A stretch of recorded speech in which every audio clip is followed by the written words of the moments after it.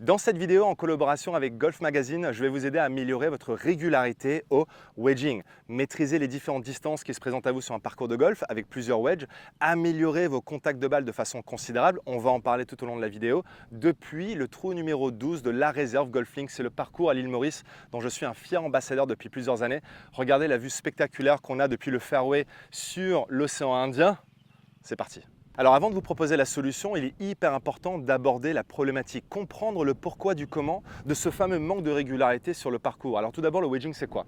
C'est la distance à minimum pour moi qui se trouve entre 15 et 20 mètres jusqu'à votre distance maximum que vous pouvez produire avec votre pitching wedge.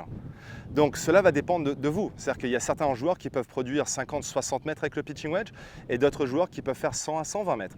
Mais tout ce qui va au-delà de votre pitching wedge, à partir du moment où vous tapez votre fer neuf, vous sortez de la catégorie wedging. Donc wedging entre 15-20 mètres jusqu'à votre distance maximale avec le pitching wedge. Et c'est là où ça devient intéressant.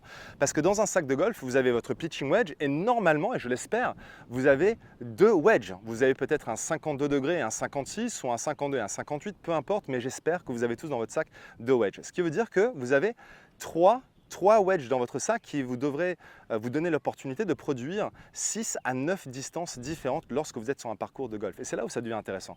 Parce que lorsqu'on se retrouve entre deux distances sur le parcours, c'est là où ça devient un peu compliqué, n'est-ce pas? Lorsqu'on se retrouve dans une distance où on est entre deux distances, et bien là, on a tendance à effectuer un swing qui ne va pas vraiment être optimisé pour le coup qu'on essaie d'effectuer, cette fameuse régularité qu'on recherche. Donc je vous donne un exemple concret. Admettons que votre plein coup de pitching wedge, vous le tapez à 70 mètres et que là, vous vous retrouvez à 60 mètres. Là, vous ne savez plus trop quoi faire. Est-ce que je fais un plein coup avec mon 100 wedge, mon 52 ou mon 58? Est-ce que je fais un demi-swing avec mon pitching wedge? Est-ce que je la joue petit bras avec mon pitching wedge? Est-ce que je ralentis dans mon downswing? Enfin bref, on va se poser toutes ces tas de questions qui vont créer beaucoup de doutes.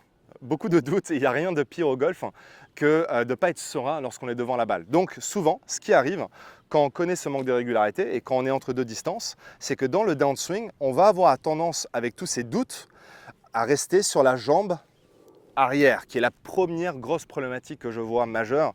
C'est qu'en fait, en restant sur la jambe arrière ici, la tête de club va rentrer en contact avec le sol 2 à 5 cm avant la balle, ce qui est catastrophique parce que 2 à 5 cm avant la balle, on peut littéralement perdre 10 à 25-30 mètres en distance. Donc admettons que dans cette situation-là, on a un bunker devant nous.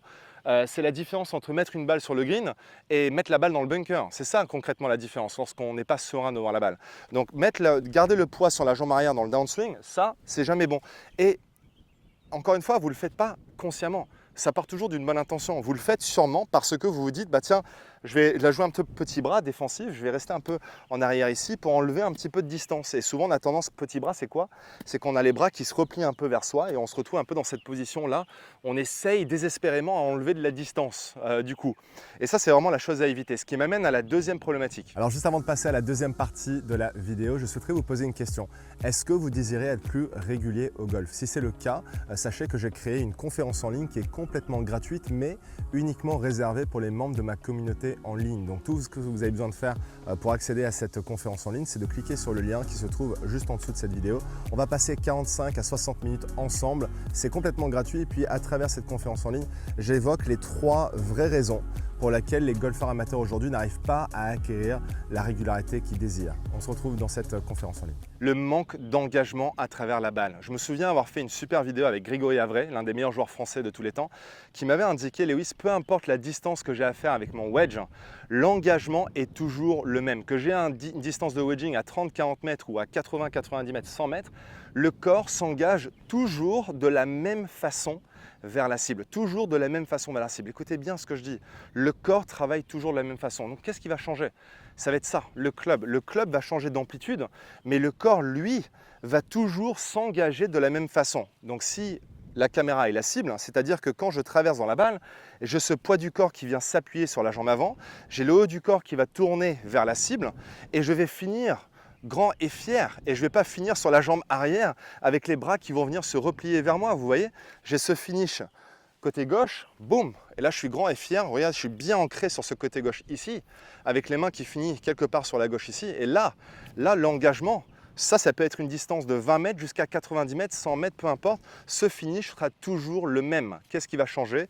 Ça va être les différentes façons de créer les distances, donc varier un peu les amplitudes et varier le club. Donc, Voici l'exercice que je vous propose pour éliminer ces deux problématiques majeures que je vois. Rester sur la jambe arrière qui crée un manque de régularité dans le contact de balle dans la descente et deux, le manque d'engagement vers la cible pour vous permettre de vraiment améliorer encore une fois ce contact de balle et maîtriser ses profondeurs et ses distances. Donc l'exercice est le suivant. Là, j'ai une distance à 80 mètres pour aller chercher le drapeau. Je vais utiliser le Sam Wedge. Évidemment que pour faire 80 mètres, donc là j'ai mon 52 degrés et je vais utiliser l'autre Sam Wedge qui est mon 58 degrés que je vais venir placer en dessous de mon talon, en dessous de mes doigts de pied, pardon, du pied gauche. Regardez, comme ceci, vous voyez. Donc là j'appuie sur le club et j'ai le shaft qui se retrouve du coup à l'extérieur de ma jambe avant vers l'arrière. Okay, et là ce que je vais faire, c'est que dans ma position de balle habituelle, donc on va être plutôt central vers le sternum, vous allez voir quand je vais taper la balle, j'appuie 2 fois sur la tête de club juste avant de jouer. Donc je fais 1 et 2, et juste le fait de faire ça, d'appuyer 1 à 2 fois, ça va me permettre de sentir qu'il y a plus de pression sur ce côté gauche, ici. Donc vous voyez que là maintenant, la majorité de mon poids se situe sur la jambe gauche. Et ce que je vais faire dans la montée, c'est que je vais garder une pression constante sur cet appui, sur ce club, ce qui va me permettre de sentir que je reste plutôt centré, au lieu d'aller sur cette jambe droite et rester à droite. Donc tout l'intérêt de cet exercice, c'est d'exagérer la sensation qu'on reste sur le côté gauche avant, à la fois à la posture dès le départ où je vais avoir 60 à 65% sur le poids sur la jambe gauche, donc j'appuie 1 à 2 fois. Au backswing où je suis plutôt centré, vous voyez que je tourne autour d'un axe.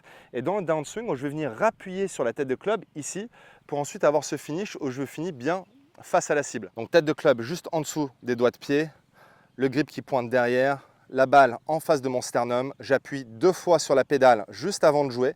Je vais effectuer quelques coups d'essai avant pour bien ressentir ce swing centré, donc sur un axe, avec le poids du corps sur la jambe gauche. Donc je swing autour d'un axe ici et je sens que je finis bien engagé vers la cible, le haut du corps pointé vers le drapeau. Je fais ça 2-3 fois pour vraiment ressentir cet engagement et ce poids du corps bien positionné sur la jambe gauche. Et quand je suis prêt, j'effectue le coup. J'ai 80 mètres pour aller chercher le drapeau. Alors on va voir ce qu'on peut faire. Magnifique, ça. Regardez ce finish. La balle, vas-y, roule encore un peu, Avish, tu peux zoomer un peu. Pas trop mal ça, hein, pas trop mal. J'ai un putt pour le birdie. Allez, je vais effectuer un deuxième coup. Super sensation. Là, j'ai appuyé 2 fois sur la pédale juste avant de jouer. 1, 2.